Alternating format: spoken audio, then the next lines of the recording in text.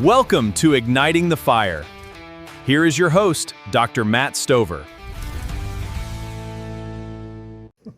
Hello, Catawba County Schools. Welcome to the first ever Igniting the Fire podcast. I'm Matt Stover, the superintendent, and with me today is Mr. Stephen Westmoreland, who is our new assistant superintendent for operations. Mr. Westmoreland, thanks for joining me today. Just to go back over the mission and vision of this, one of the things we want to do with our employees is keep their fire ignited. And so I'm trying to find people and employees that are willing to be on a podcast, number one, and number two, have a story to tell that can help us all stay ignited to give our best every day for education. So, Stephen, you've been in education now several years. Why don't you tell us a little bit about why you got into education and where you're at? Yeah, so I actually started back in high school. I had the opportunity to take an internship, actually my junior and senior year, Mountain View Elementary School with Miss Barbara Lell in third grade.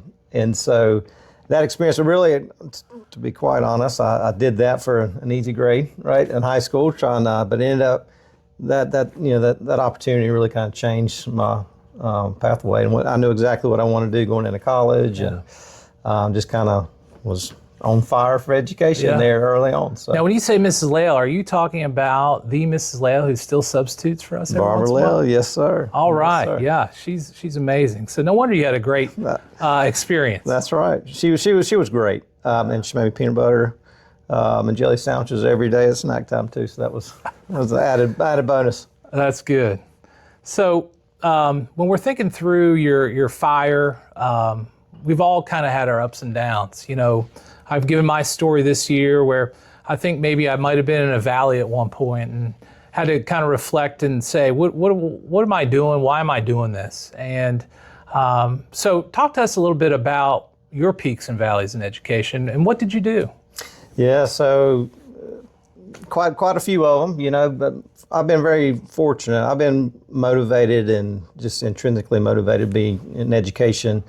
I never had any troubles getting up in the morning and wanting to go to work. Well, maybe late here and there, you know, the running joke. But but I always wanted to be in education, go to work, and just was really, I've always been on fire for that. And then kind of happened, you know, being a principal will take a toll on you.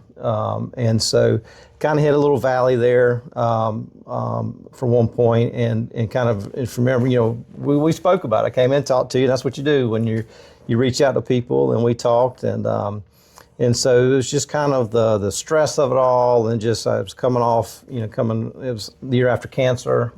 Been through all that with my family, and so it was kind of a low point. I just really couldn't get motivated, and finally I had to.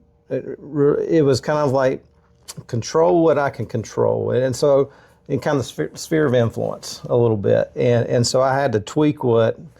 I was too worried about so many other things, and so really it started with me and my attitude, and that's where I had to reset and.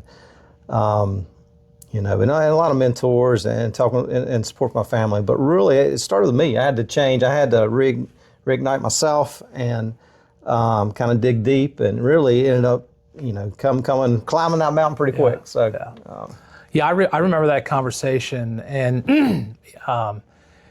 being a superintendent is more than just the title. It's about listening to people, and when you have people coming in and talk to you about peaks and valleys.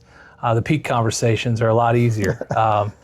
But the one thing that I kind of put back on my radar is individually helping people this year, and that's why we're here today. So when you say you reprioritized, you know, you had a lot of success as not only a teacher, an assistant principal, AD, principal, and now you're in this role. What at Fred T. Ford, you were the principal at Fred T. Ford at the time, how did you get that back on track? And how did you still push forward with a staff who relies on you and a community who relies on you? Any specific things there that maybe any of our employees could take away? Well, for me, I was very fortunate to have a solid administrative team, and so I was because been a principal, a lot of time away from family, and that's really where I was at and struggling with too. So we restructured, and so with Mr. Strada, Ms. Pitts, and we were able to restructure our schedules, especially in the afternoons, and just with ball game coverage and things, and then changing my priorities. I was able to be at home more, and so with their help, I was able to buy myself some more time, and so you just lean on others. So I think that's important to put your family. I didn't always put them a top priority through my career, and a lot of guilt with that. So that's really what helped it for me, is putting my family first. Yeah. Well, I applaud you for that. 5 beautiful kids, wonderful wife, and of course, there's no manual for raising kids. And so we talk a lot about that with our administrators and all employees, is if things aren't right at home, it's going to be hard to be right at work. And Absolutely. so I appreciate you sharing your vulnerability today with us. But there's a couple themes I heard in there for some takeaways. And the first is surround yourself with people who you can talk to. So that sounds like a great way to keep our fire ignited. And another thing I heard was, put your family first and keep the main thing the main thing. As us educators, we are all guilty of spending probably too much time. But if we can continue to balance that, I think our fire will burn brighter. So, Mr. Westmoreland, as we close up today, do you have any advice for any of our employees across our district? We've got a lot of brand new employees starting. We have a lot of employees, Kim Sipe and CT, she's been here 49 years. So tell us about maybe a takeaway for you today that might help somebody else.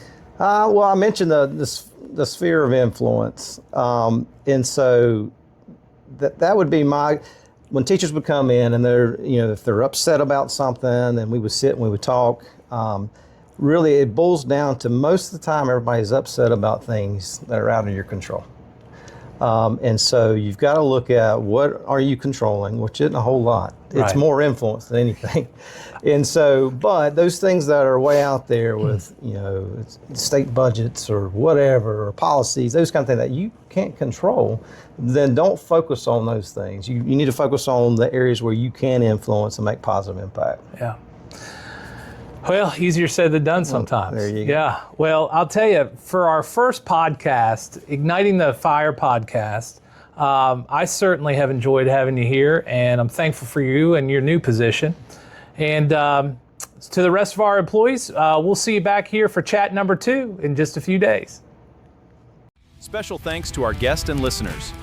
Thank you for listening. We hope you are inspired and empowered.